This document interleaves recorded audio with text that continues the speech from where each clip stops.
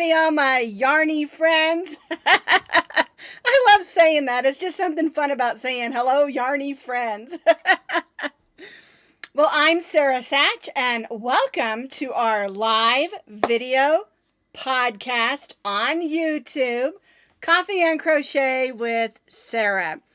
And I've had some questions lately about, I missed it, how come I missed it?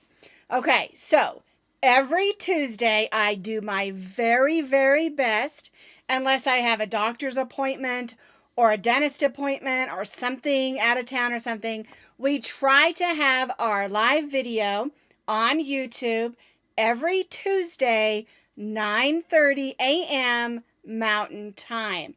Now, it's different times all over the world and different parts of the U.S. as well. So you may have to go to Google and say, what time is 9:30 Mountain Time in Illinois or in Texas or wherever you are? Just Google it. It'll tell you. The other thing I'll tell you is someone said they had a hard time finding it. Just go to the Sara Sach YouTube channel, and if it's on, you'll see it. Now, the other thing is you're going to have to subscribe to the channel if you want notifications. Subscribe, like, hit that bell, whatever you need to do if you want to be notified.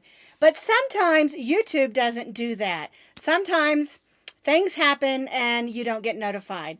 So if you're freaking out and you don't get notified, but you've subscribed to the channel, you've liked the videos, then go ahead and go over to the Sara Sach YouTube, and it should be right there. Okay? Don't panic. It's there. All right. So we've got a couple of fun things to celebrate today. Today is National Women's Day, celebrating women and all our accomplishments all over the world. Okay? And in the United States, of course. And then also, it is Craft and Crochet Month. We call that Chromo, Crochet Month or Craft Month. Okay, so what I thought I would do for the month of March, since that's Chromo, we're going to just kind of deal with some basics that I've been getting some questions about, and I'll do a couple of little demonstrations to help kind of answer those questions. All right, so let's get started and celebrate Chromo with a clink in. Clinkety, clink, clink, clink. So what you drinking today? I am drinking dark chocolate vanilla coffee. And this is one of those coffees that I got from a friend of ours in Oklahoma. It is so rich and so good. It's also really strong, so I have to be careful and sort of back it off a little bit.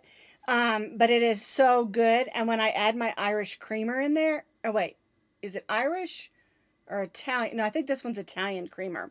It is super good. I'm sure it's good with Irish cream as well. Any kind of cream, actually. It just smooths it out.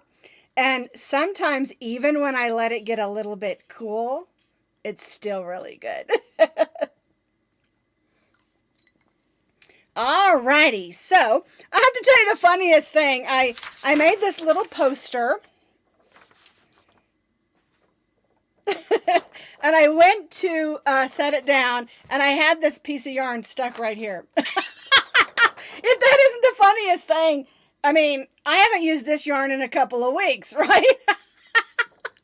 Somehow it was on the back, because I do reprint my things and use both sides of the paper so I don't waste the paper. And so this must have been stuck on here, because this is the pattern of a hat that we did, the chunky bucket hat. This is the beige one that I did, and that's the pattern that's on the back. So it must have been stuck there, and when I went like this, it just fell off and landed on me. Is that not the funniest thing? Alrighty. So what we're going to do first is we're going to talk just a smidge of how we can celebrate.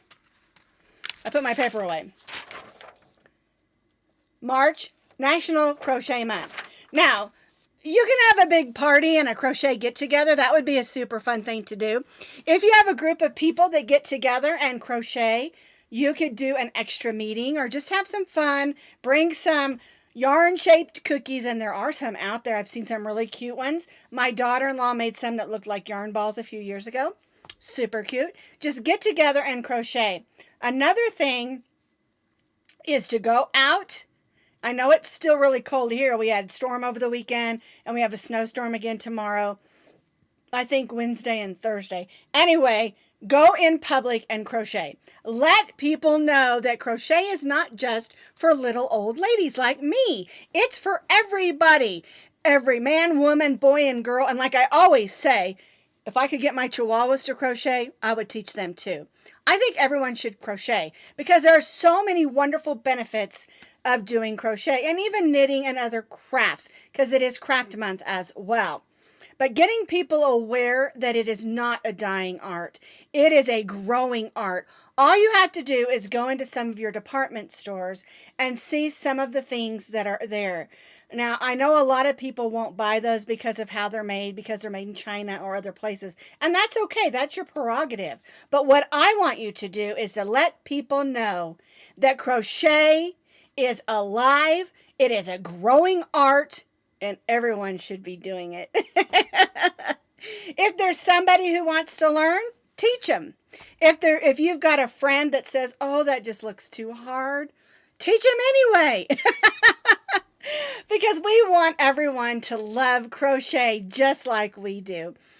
Like I said, it is a great way to get away from the cares of the world. It's a great way to concentrate on something other than, say, maybe your health or a family member's health or something. It is just a great way to, look inward, get the stressors off of you, and just calm.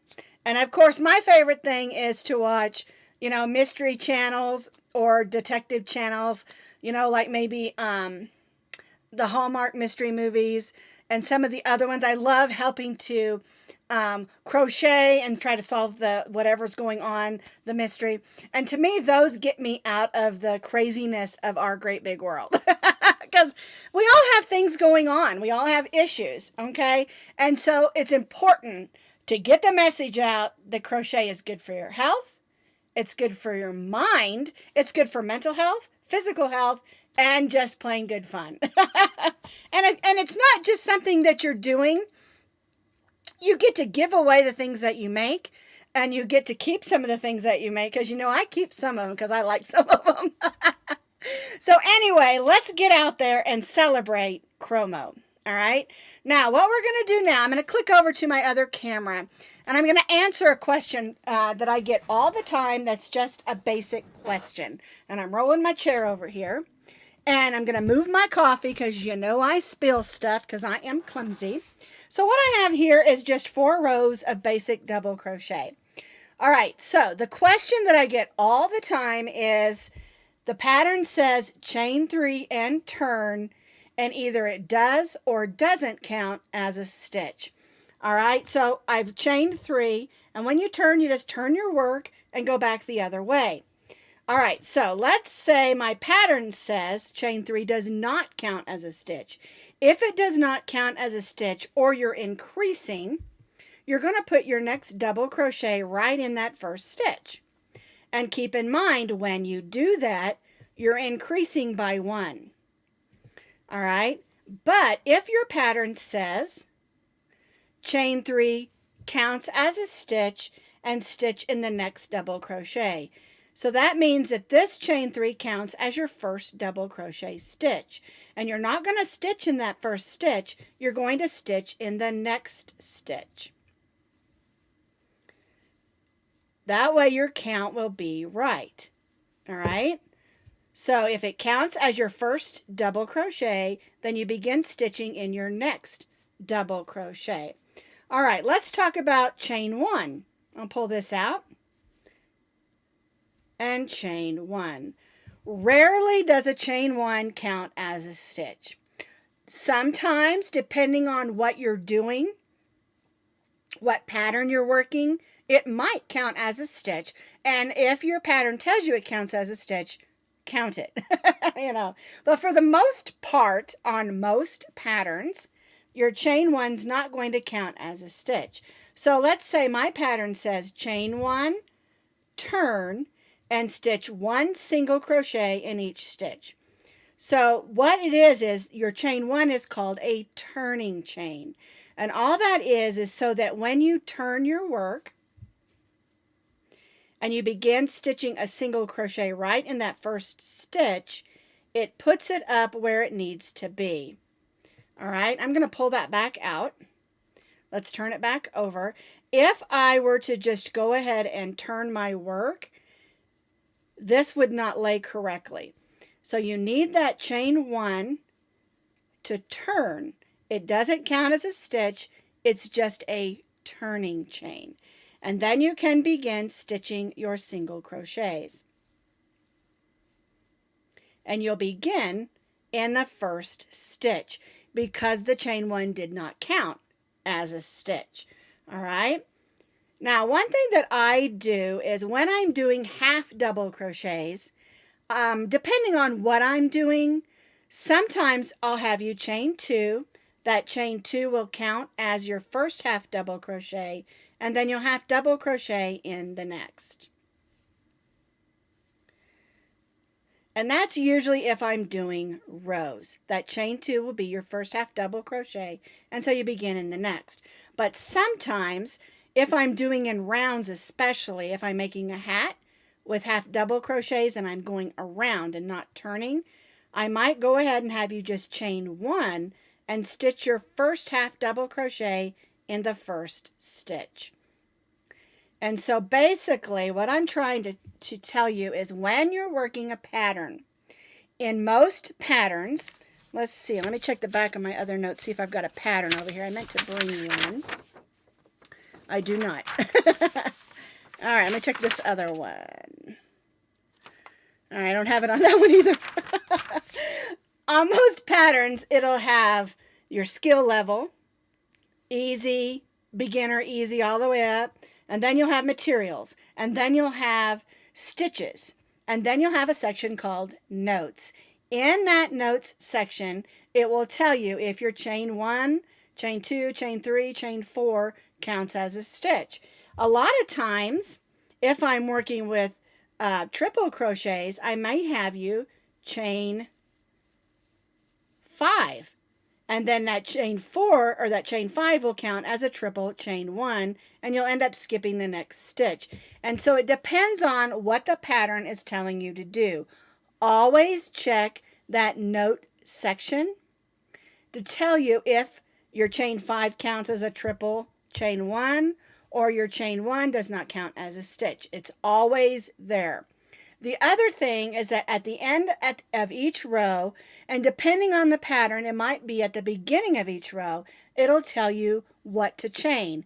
Sometimes if I'm doing a pattern where most of it's chain 3, but I'm going to chain 1 on a certain pattern, I'll underline that so that you can see that there is a difference.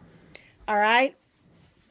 So the bottom line is follow the pattern, check the notes section, and if it counts as a stitch, usually your chain 3 will count as your first stitch, but it might not. So if your chain 3 counts as your first stitch, you're not going to stitch in that first one, you're going to stitch in the next one. Okay, so that's why the notes section is very important. I've done this in the past, and I do want to do what I call a quickie. How to read patterns, just the beginnings of it. Not going through a whole pattern, but what do all those things mean? What does the skills mean? Like there's a difference between a beginner and an easy pattern.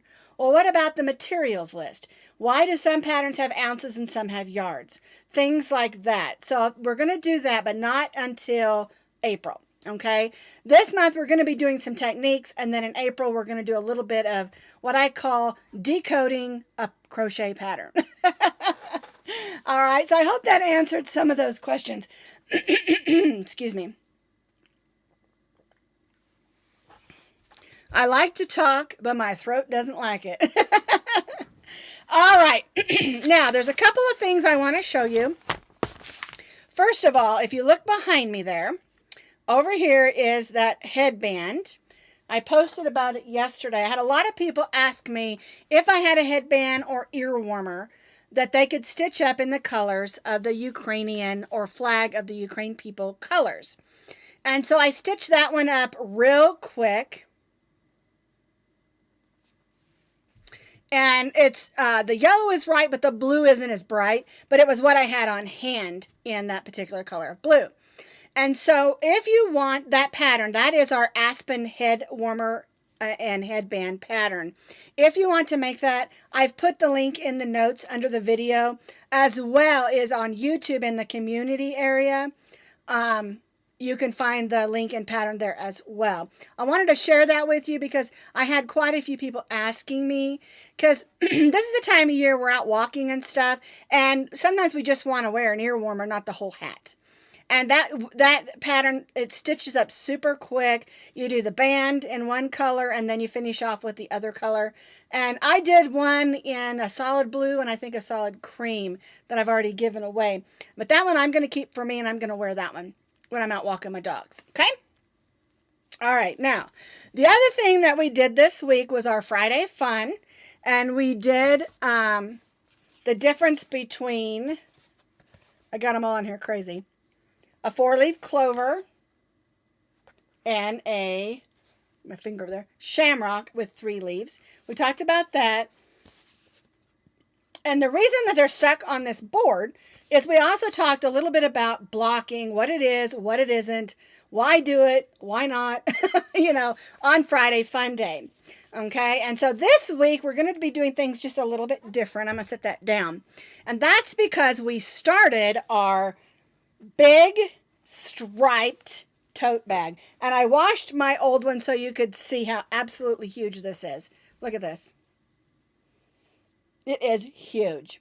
I want you to see the bottom because a lot of people, we did step number 1, which is the bottom of the bag, because we're doing this in a crochet along. We did step 1 yesterday. Tomorrow we're going to be combining step 2 and 3. And then on Friday, we're going to do the top part and the handles. And basically I'm going to be showing you how to do handles for our Friday Fun Day. And it's a real easy way to add handles. But I wanted to show you the bottom because I kept getting all these notes. This is too big for a bag. But look how big the bottom of this is. This is approximately 12.5 by 12.5. And it can be 12 or even bigger depending on how tightly that you stitch.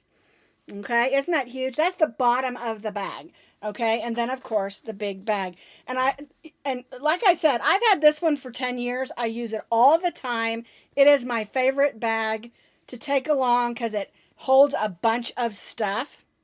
And I like having that square bottom because it doesn't roll around in the back of the car. Okay, I can put in, all my extra dog stuff like doggy potty bags and their extra water bowls and a jug of water. And then I can put in yarn and crafts and things I want to take with me. And I always put my personal bag in there too that has like my mascara and stuff. Because I got to look pretty, right? But it is a huge bag. And so it's really easy. And it's also really quick because you're stitching with 2 strands of yarn.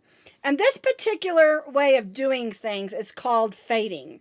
Because we're starting with one color, and I started mine with green. Let me show you the green that I started with. Isn't this beautiful? This is the green that I started with on my new bag.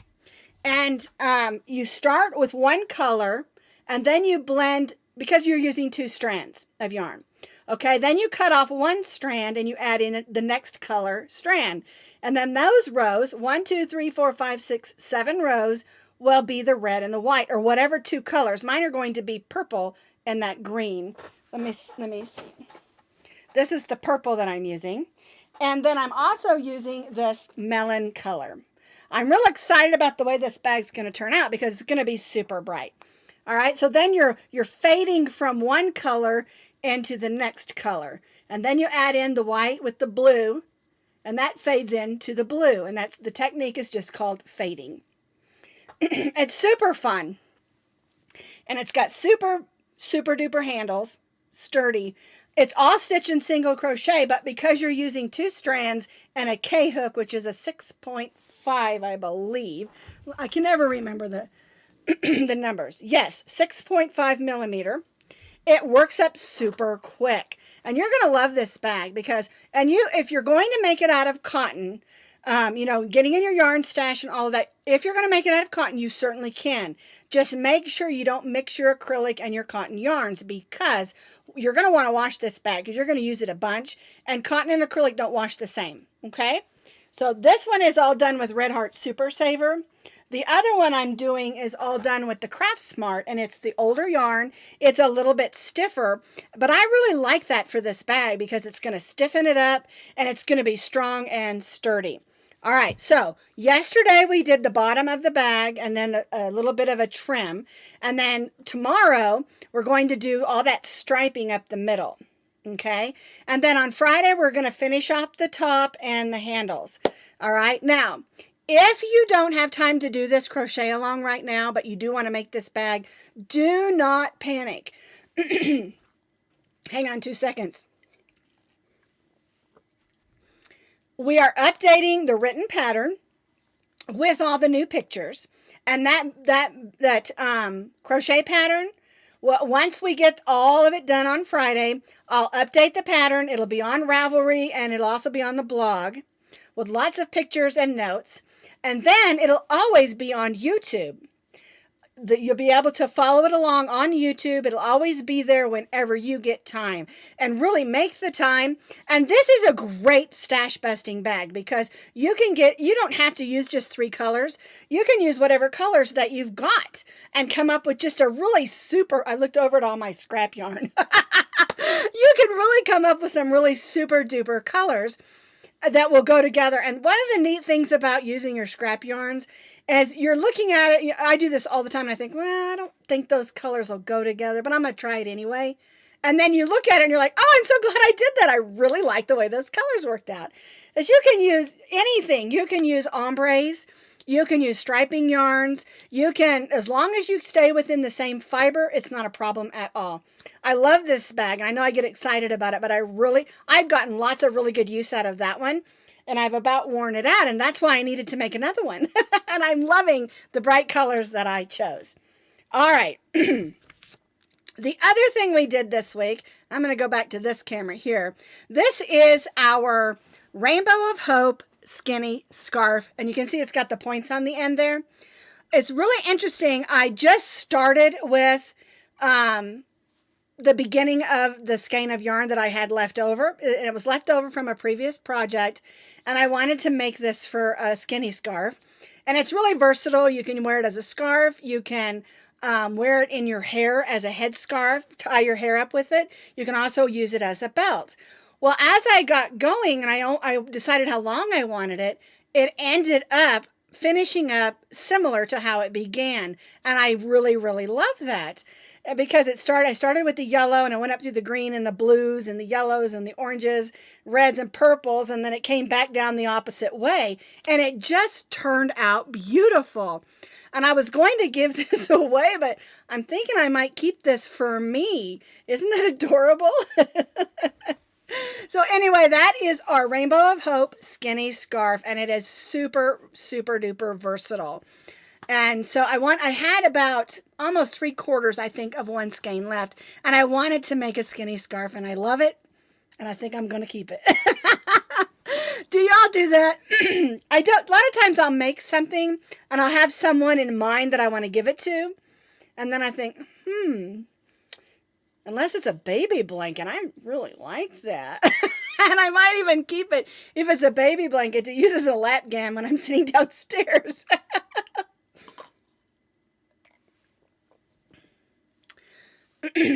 Anne Shirley said, wait a minute, Anne Shirley, isn't that Anne of Green Gables? That's one of my favorite series. Anywho, she says she started it last night, and she's going to get started from the blog. And you can do that.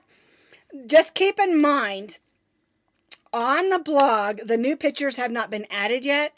And sometimes I change things a little bit. Sometimes it's mostly just wording, because of course this pattern was written about 10 years ago, but it is the same. The stitch counts and all the rows, I got a tickle. It's all the same. And you can go ahead and get started if you want to get started, because there are a lot of rows through the middle of it. But it'll go fast because, again, you're doing 2 strands of medium weight number 4 yarn, And it's single crochet, so it's nice and tight and strong. I'm telling you, I love that bag. Okay, now my eyes are watering because I got a tickle in my throat. Let's see. We talked about that, and that. All right, I think that we've covered everything. I do want to say before we go, because it's almost time to go, that if you have a question, there are two ways that you can send me a question. You can go to Facebook and leave me a question on the Posh Pooch Designs page. Just hit that contact and it'll send me a message. The thing about that is, sometimes, I don't know what the deal is, Facebook is constantly making weird changes. My opinion is they keep fixing things that don't need fixing and not fixing the things that do. But that's just my opinion. But anyway, sometimes I just don't get the message on Facebook.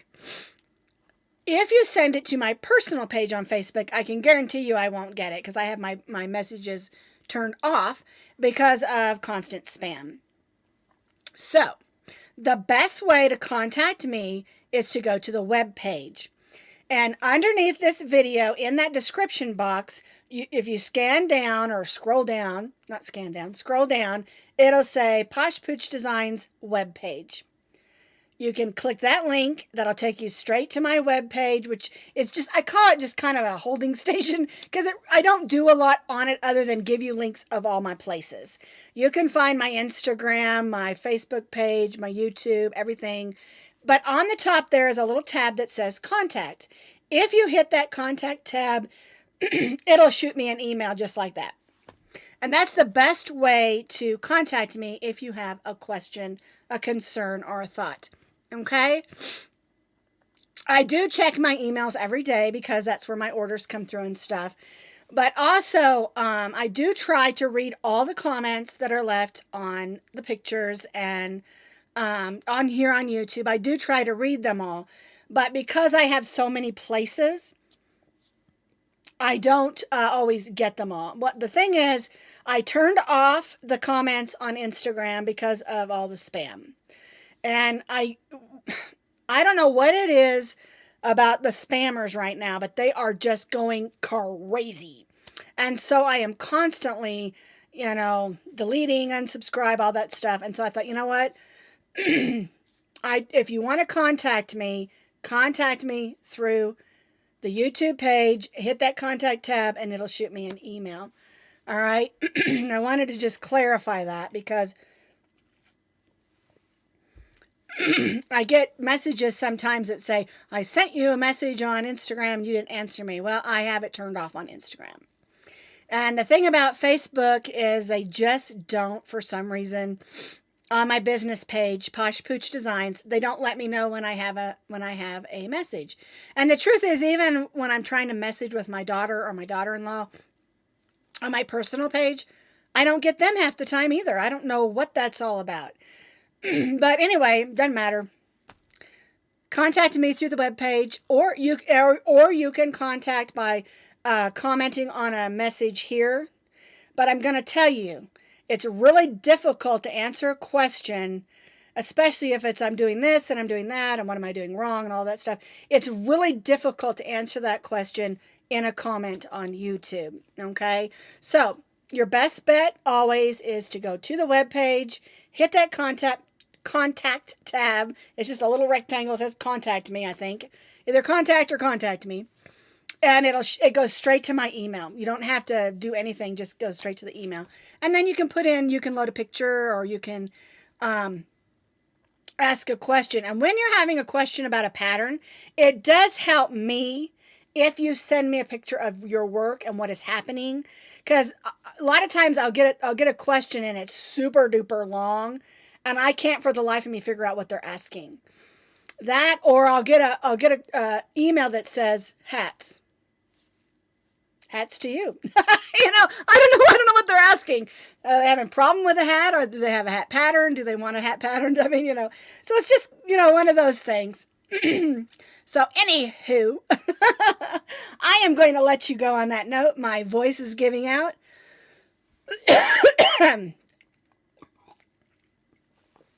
please get involved with the crochet along for the bag. It is so much fun. All right. So I'm going to let you go, let my voice rest a bit, and I'll see you next week.